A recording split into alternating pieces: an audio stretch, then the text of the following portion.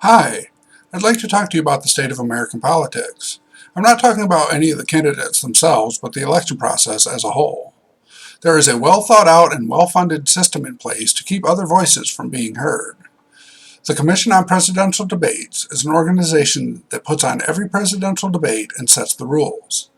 The CPD has a rule that candidates must average 15% in popular polls to qualify to participate in general election debates. This rule does not have any provisions that all eligible candidates must be mentioned in these polls.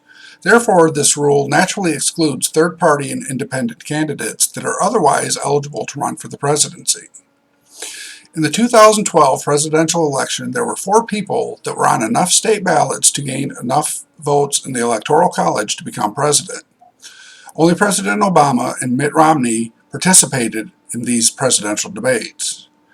Both Dr. Jill Stein of the Green Party and former Governor of New Mexico Gary Johnson of the Libertarian Party were absent from the debates. Logic dictates that it is almost impossible to gain 15% polling number if you are not given as an option. The last time that a third person was involved in presidential debate was 1992. Ross Perot would not have been eligible to participate if this rule had been in effect at the time. Perot gained 19% of the popular vote in the election, yet he was polling at under 15% at the time of the debate. The Commission on Presidential Debates is a private, bipartisan organization that sets the rules for official presidential debates. They do not answer to anybody and is exclusively made up of Republicans and Democrats. If the American voters are going to be well informed on election issues, then they need to hear from all parties concerned. The poll rule was put into place to keep third-party and independent candidates from taking away votes from the power parties. The Republicans blamed Perot for George H.W. Bush losing to Bill Clinton by taking moderate conservative votes away. The Democrats, on the other hand, did not want any future progressive candidate to cost them an election.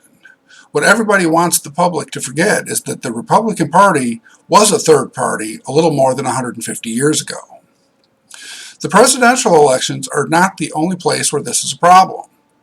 The money of special interest groups behind the 2 big parties keep other voices from being heard in congressional and senatorial elections all the way down to state and local elections. If we as citizens would just elect enough third-party candidates into office at every level of government, then they would not be able to play party politics and would actually have to compromise for the better good to get bills passed. We need to take the power back in government. Term limits do not work. Voting people out of office that are not doing their job is more effective. Term limits take out the good along with the bad. We want to keep the good and rid ourselves of the bad.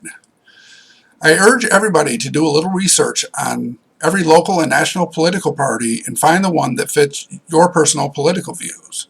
Better yet, find the candidates that fit your political views regardless of party. The more participation of the general public we have is better for the system. We need to have more diverse representation to go with a more diverse population. How can you govern everybody if everybody does not have a voice?